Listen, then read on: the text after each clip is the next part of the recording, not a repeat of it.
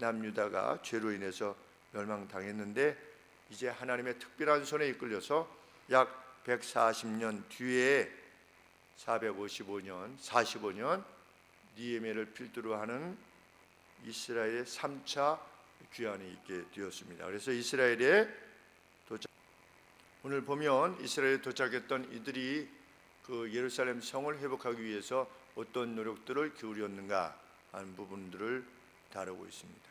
우리는 먼저 돌아왔던 이스라엘의 형편이, 특별히 예루살렘 형편이 아주 처참했다는 것을 알게 됩니다. 우리 복원되지 않는 고고학적 그 유적들을 보면 다 이렇게 허물어져서 그냥 흔적들이 이렇게 좀 남아있고 위에는 다 무너지고 그 벽돌 같은 것도 다 깨어지고 이런 모습들을 보게 됩니다. 뭐 앙코르와트 같은 경우는 그래도 많이 회복해 놓았는데 우리 이스라엘에 가보니까 베델에 가보니까 베델의 이제 후대에 베델에 이렇게 아주 큰 성은 아니고 아주 조그만한 어느 정도로 할까요? 우리 교회 우리 교회보다 조금 더 클까요? 이 교회만 할까요? 베델이라고 이름하는 곳에 이제 과거에 어떤 성 비슷한 것이 이슬람 사람들이 와서 지었는데 이게 무너졌다고 하는데 그것만 봐도 좀 이렇게 돌보지 않으면 다 이렇게 다 망가지는 이렇게 되는 것이구나. 역사라고 하는 것이 무슨 의미가 있나 할 정도로 그 찬란했던 어떤 것들 하솔 왕이 다스렸다라고 하는데 가보니까 거기도 그 정말 돌멩이들만 남아 있고 여기가 다스렸다고 한다는데 성의 흔적이라고 하는데 거의 흔적이 없습니다. 그런데 돌아와서 보았던 예루살렘 성벽이 그러했다라고 하는 것을 우리는 성경을 보면 알게 되는 것입니다. 여리고도 가보니까 성 저기가 이게 두께 이렇게 이중벽으로 되어 있고 이렇게 되어 있는데 그랬었겠거니라고 생각할 뿐이지 위용은 전혀 찾아볼 수 없었습니다. 오늘도 이렇게 보면 예루살렘 성이 철저히 망가되어져 있었다. 무엇이 다시 세워야만 했다? 문들을 다시 세워야만 했는데 문이 언급되어진 문만 몇 개 있느냐? 하나, 둘. 양문, 물고기 문, 올드문, 골짜기 문, 거절문, 샘문, 인스펙션문, 검사문. 이래서 벌써 문만 해도 7개를 다시 세워야 될 정도로 문이 다 망가진 겁니다. 빗장도 다 빗장 정도가 아니라 나무 자체가 없었나 보지요.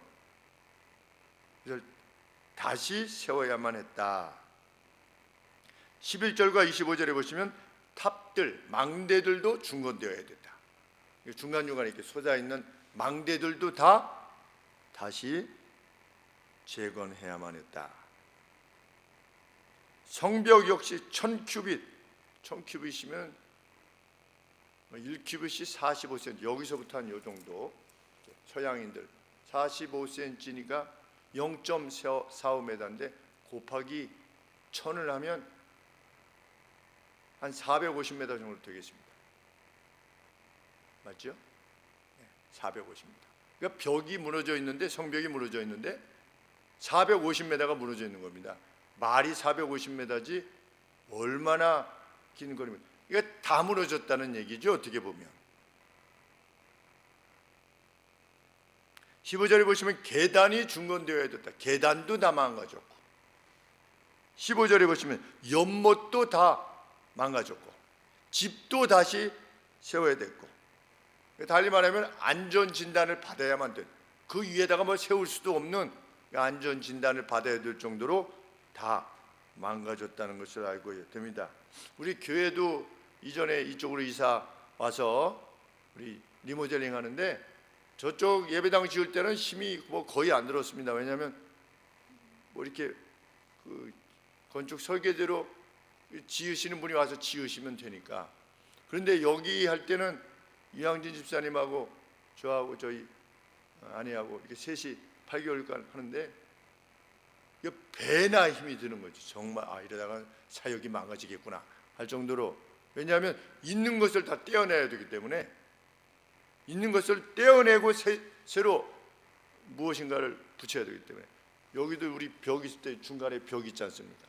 우리 3층처럼, 3층이나 4층처럼 벽이 있는데 벽 다 떼어내야 되지요. 그리고 3층에 보면 앞에 유리 있지 않습니까? 그 중고등 부실 들어가는 유리, 또 아동부 들어가는 유리, 그걸 다 떼낸 겁니다. 그걸 다 잘라서 유리, 이종 집사님하고 둘이 둘다가 순간 이게 유리가 이렇게 휘어서 벌써 깨지는 게 보이더라고요.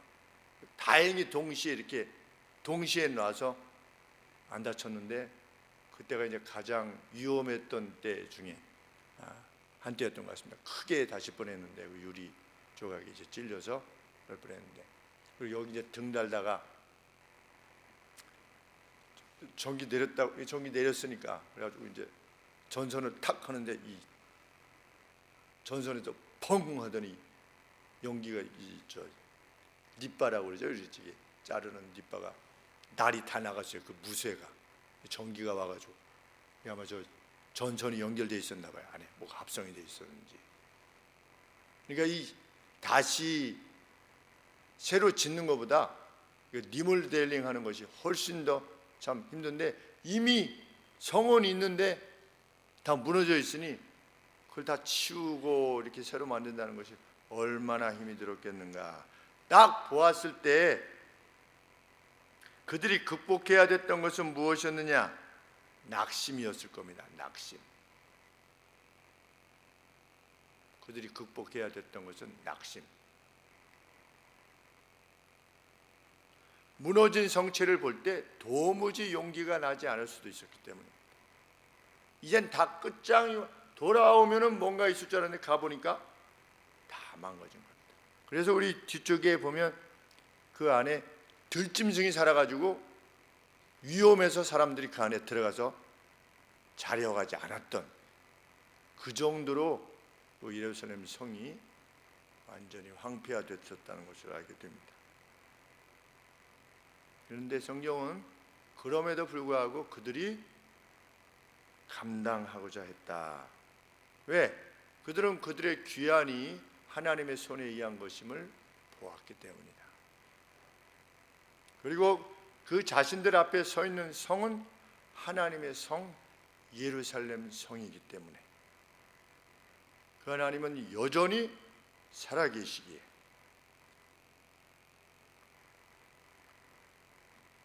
우리는 그때 혹 있었을 수도 있었던 회의와 맞섰던 이스라엘 백성들의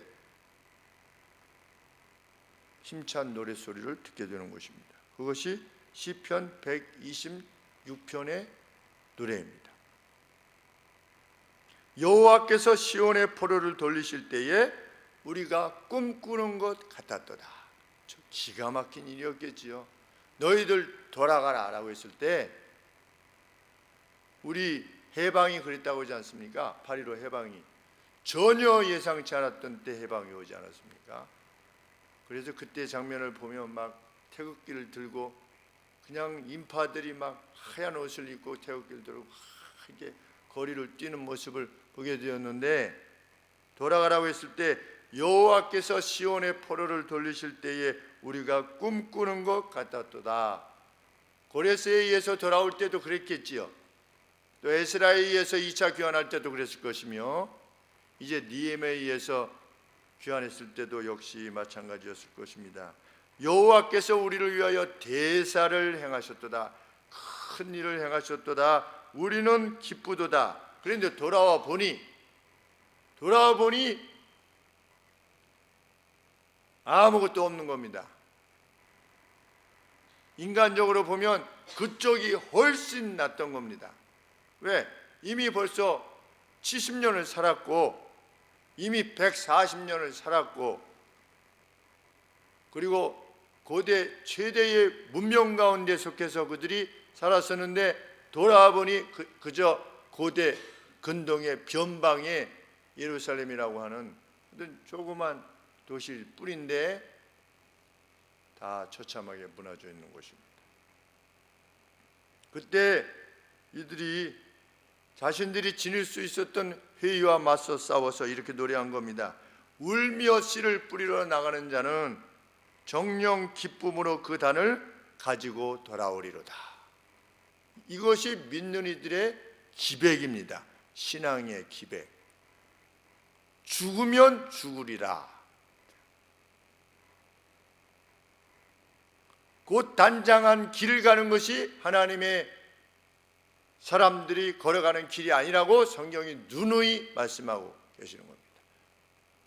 무릇 경건하게 살고자 하는 자는 핍박을 받게 될 것이다. 하나님의 뜻을 실현하면서 살고자 하는 자는 울며 씨를 뿌릴 수밖에 없다. 그것이 우리네 인생이다 라고 성경이 밝히는 바 그대로입니다.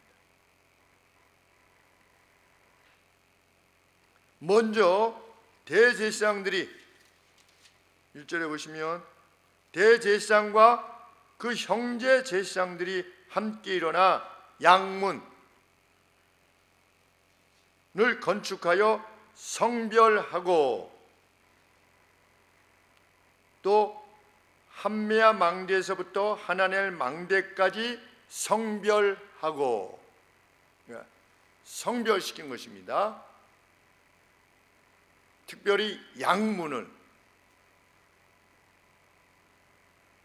양문이 무슨 문이냐?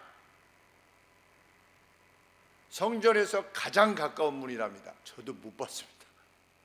성전에서 가장 가까운 문인데 하나님 앞에 예배하러 오는 자들은 양문을 통과하는 겁니다. 그리고 하나님 앞에 제사 드리기 위해서 가지고 온 어떤 물품들도 이 양문을 통과하는 겁니다. 그래서 대제사장과 제사장들이 어떻게 한 것입니까? 그 양문을 성별시킨 겁니다. 특별한 엄숙한 기도나 아니면 제사를 통해서 컨시크릿 한 것입니다. 그러니까 아주 거룩하게 구별시킨 것입니다. 그 문을. 그리고 그 문뿐만 아니라 어디까지? 함메아 망대에서부터 하나넬 망대까지 성별한 겁니다. 그 타워 일정 기간 그 지역을 하나님 앞에 먼저 성별한 겁니다. 우리가 이것을 보면 그들이 성전을 짓기 전에도 이미 이 예루살렘 성을 지을 때 다시 중건할 때 하나님의 전으로 들어가는 그 문 자체를 성별했다는 것을 알게 됩니다. 그러니까 목적 자체가 하나님 앞에 경배 드리기 위한 예루살렘을 하나님의 성으로 인식했다는 것을 알게 됩니다. 그것이 영적 회복의 표시입니다.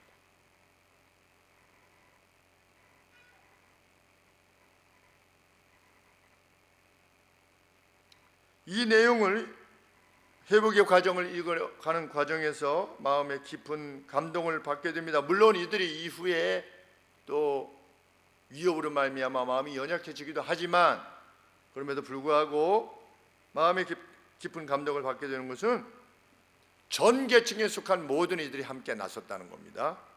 이 회복을 위해서 대제사장뿐만 아니라 제사장들 22절 28절에 제사장들이 함께, 그리고 26절에 보면 성전 섬기는 자들, 성전 안에서 섬겼던 이들, 그리고 29절에 보면 성전 문지기들, 그리고 5절에 보면 귀인들, 8절 31절 32절엔 금장색, 금으로 이렇게 세공하는 금장색들, 8절에 보면 향품 장사들, 향품을 파는 장사들, 9절에 보면 관료들, 거의 전 계층이, 이스라엘에 속한 전 계층이 일어나서 함께 성을 회복하는 데 동참한 것입니다. 아주 참 감동 어린 장면이 아닐 수 없습니다. 누구나 이렇게 누가 그 일은 당신이 하시오 이것이 아니고 오늘로 치면 교회에 속한 모든 이들이 함께 나섰다는 것입니다.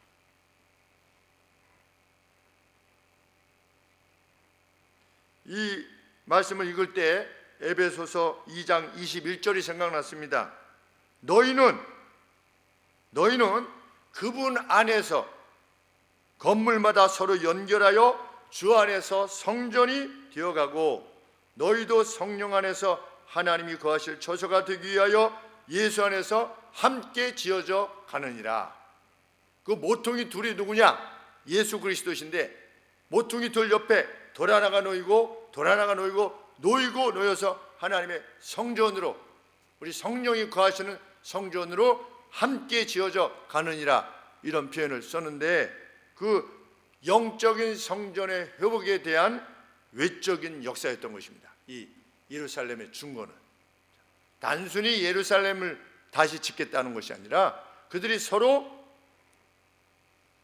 참 신약으로 치면 모퉁이들 돌 되시는 주님 옆으로 이렇게 지어져 가는 거룩한 하나의 하나님 백성이요 군사가 되었다는 것을 보여주는 장면이 아닐 수 없습니다. 아주 장엄한 장면입니다.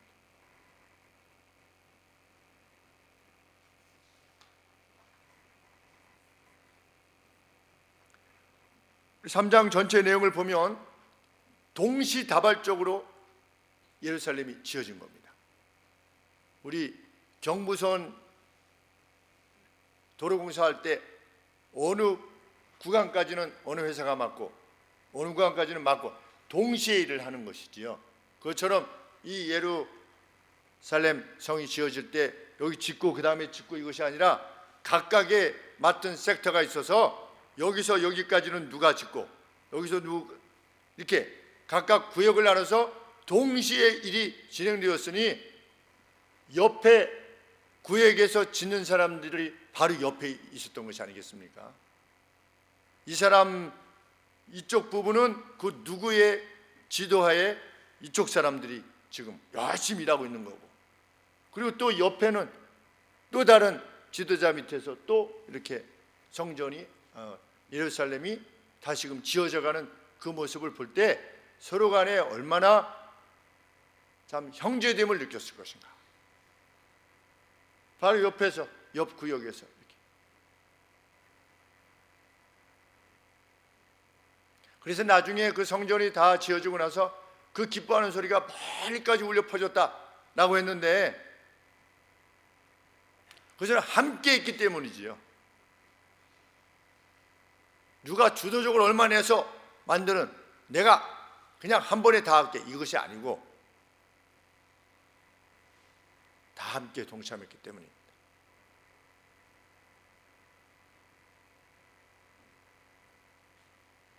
다윗이 그 생의 마지막에 장수들의 내용을 기록하지 않습니까? 다윗과 관계되어진 그 세 장수, 베들레헴 곁에 그 우물가에 물 떠왔던 장수를 비롯해서 여러 장수들이 등장하는데, 이 예루살렘을 위해서 함께 나섰던 이들이 있었다는 것은 참 장엄한 광경이 아닐 수 없습니다. 우리 신약으로 치면 사도 바울께서 편지 말미마다 늘 누구누구에게 문안하노라 문안하노라, 수많은 인물들이 나오는데 그 사람들이 다 누굽니까? 예루살렘 성을 함께 지었던 이들과 다를 바가 없는 것입니다. 영광스러운 이름들로 다 남게 된 것입니다. 우리 3장을 제가 그냥 지나가려고 그랬습니다. 왜냐하면 누가 중수하였고 누가 중수하였고 계속 중수하였고, 우리 마태복음 1장에서 누가 누구를 낳고 그 빼고 그냥 뒤에 지나가는 것처럼 하는데, 느헤미야는 몰랐겠습니까? 이것이 후대 사람들에게 지루하게 뭐 누가 누구 이름도 뭐 누가 누구인지 알게 뭡니까? 그런데 이 이름들을 다 기록해 놓은 겁니다. 영광스러운 이름이기 때문에 하나님 나라를 위한 자원하여 행했던 이들의 이름이기 때문에 이 느헤미야가 회고하면서 기쁨으로 기록해 놓은 겁니다. 이 이름 그 누구도 하나 빼놓을 수 없다는 것이지요.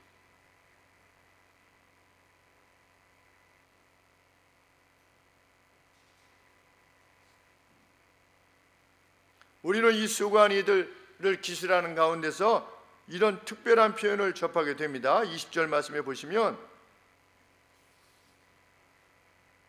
삽배의 아들 바룩이 한 부분을 힘써 중수하였다. 다른 사람들에게는 이런 표현이 없습니다. 그런데 이 바룩이 힘써 zealously 그랬습니다. 이것은 아주 열의를 다하여, 이런 표현입니다. 열의를 다하여 아주 열광적으로 했다, 이런 뜻입니다. 열심을 내는 가운데 하나님의 성을 다시금 짓는데, 교회의 교회됨을 회복하는데, 그 누가, 바룩이라고 하는 사람은 아주 열광적으로 열의를 다하여 예루살렘 성을 짓는데 힘을 다했다는 겁니다. 이렇게 특별하게 특심을 가지고 기록되어졌다는 것, 이것은 영원한 영광입니다. 성경에 기록됐다고 하는 것은 하나님 나라에서 영원한 영광을 지니게 되는 것입니다.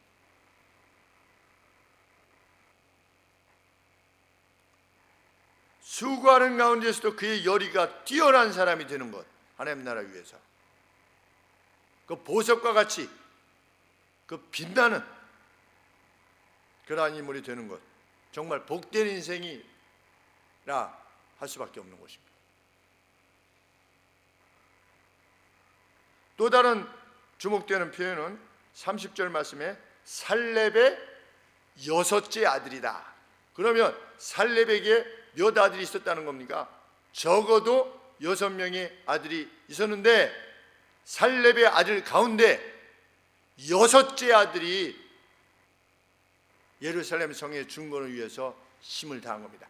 같은 부모 밑에 있는, 같은 아비 밑에 있었던 그 누구라 할지라도 6째 아들이 힘을 다해서 예루살렘의 성을 중건하였다는 것입니다. 이 역시 복된 인생을 살았다고 말하지 않을 수가 없는 것입니다. 하늘의 모든 신비를 아시는 주께서는 하늘의 보화를 쌓으라, 이렇게 말씀하셨습니다. 하늘의 보화를 쌓으라. 그리고 그것이 염려를 수반하지 못하도록 해라. 염려는 하늘 아버지의 어떠하심을 알지 못하는 자의 몫일 뿐이기 때문이다, 그렇게 말씀하셨습니다.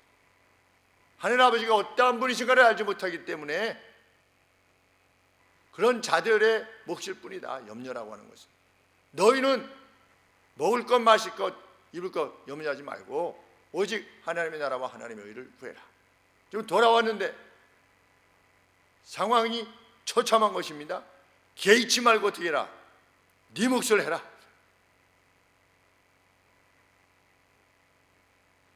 혹 그 일을 위해서 모욕당하는 일이 있다 할 것 같으면 개의치 말고, 정도가 아니라 기뻐하고 즐거워하라.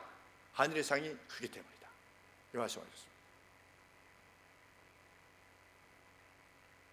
이후 주께서는 요한 사도를 통해서 하나님의 보좌 앞에 놓여 있는 책을, 사람들의 모든 행위가 기록되어 있는 책을 보게 하셨습니다. 그리고 주께서는 이렇게 약속하셨습니다. 보라, 내가 속히 오리니 내가 줄 상이 내게 있어 각 사람에게 그의 일한 바대로 갚아줄 것이다. 요한계시록 22장 12절 말씀입니다. 내가 속히 올 것이고 행한 바대로 내가 반드시 갚을 것이다. 네가 의로움을 위해서 고생하느냐? 내가 너에게 명한 바를 위하여, 그 추구를 위하여서 참 깊은 안심을 내쉴 때가 있느냐? 너희 마음에 일어나는 어떤 악한 것, 두려움, 걱정, 시기, 분노, 질투,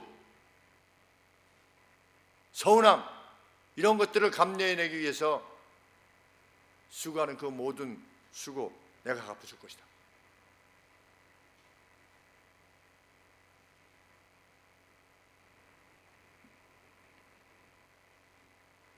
누군가 눈물로 씨를 뿌리게 된다면 느헤미야 일행들이 얻게 되었던 이 영광과 동일한 영광을 우리가 누리게 될 것입니다. 왜? 우리가 행한 바도 다 하나님의 책에 기록되어 있을 거니까.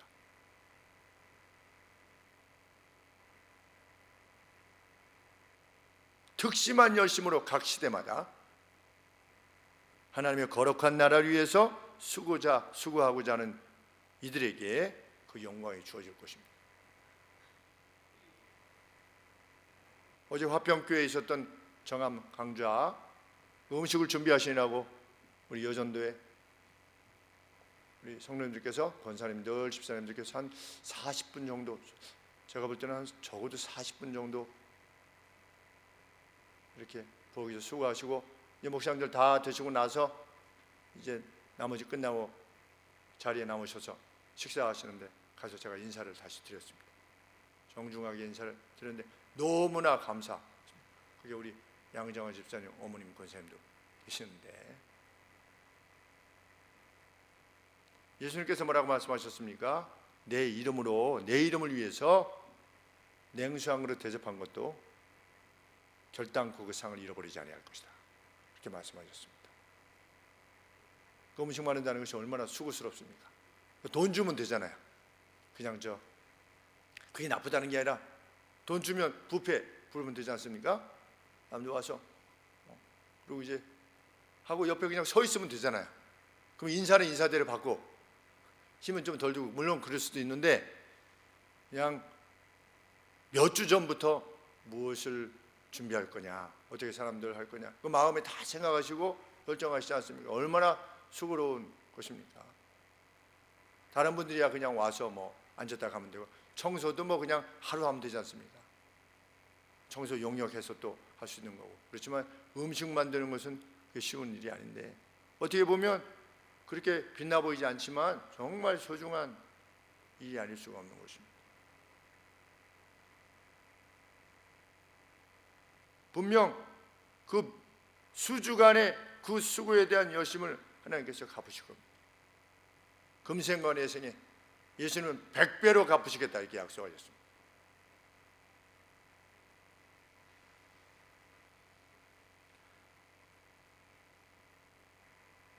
그럼에도 성경은 모든 이들이 동참하는 가운데서도 특별한 기록을 남깁니다. 5절 말씀에 드고와 사람들이 중수하였으나 그 귀족들은 그 주의 역사에 담붙지 아니하였다. 모든 사람들이 이 일에 동참하는 그런 가운데서도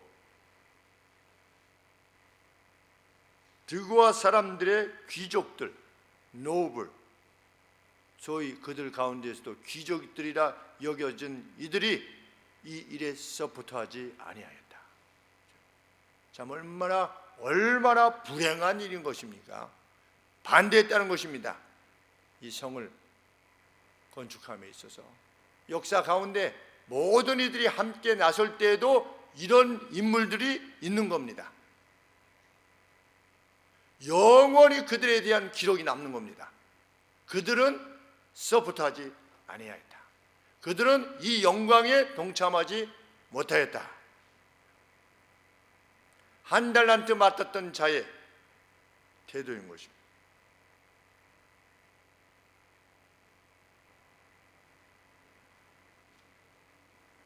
유다 족속에 속한 드고와 사람들, 그들이 누구의 그 주의 역사에, 그런데 그 주가 아돈이라고 하는 단어인데, 이 주가 하나님, 로드, 하나님을 말씀하는 로드일 수도 있고, 또 사람들 중에 이게 메스터 있지 않습니까? 메스터, 어떤 지배하는 사람.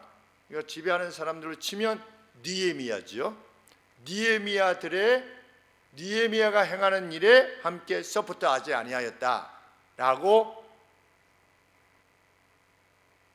해석할 수도 있고, 또 아돈이라고 하는 단어가 여호와가 아도니아인데,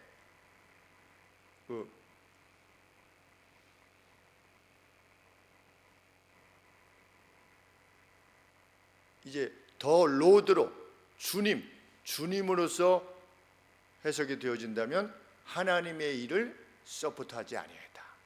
이렇게 그래서 NASB라고 하는 성경 해석은 메스터로 번역을 하였고, 그러니까 천주교 쪽에서의 NRSV 버전은 그것을 더 로드라고 이렇게 번역했습니다. 이것이든지 저것이든지 그들이 예루살렘 성을 건축함에 있어서 서포트하지 아니하였다. 참 비참한 일이 아닐 수 없는 것입니다.